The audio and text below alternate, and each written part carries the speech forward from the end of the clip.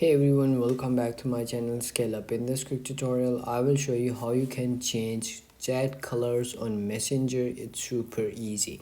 Let's get started. Open up your Messenger app and logged into your account, and once you're logged into your account, go to your friends chat, and once you comes in your chat, like you want to go to their chats, you have to simply click on the nameplate on the top, and then you will see customization. In this you will see themes. Click on that and you will comes in themes. You have to do is scroll all the way up, and once you are at the bottom, and you will see these are the colors that you can change on Messenger. So you can simply do is click on any one of these color that you want to like, or uh, add on your chat, or like background. So I want to choose this apple color.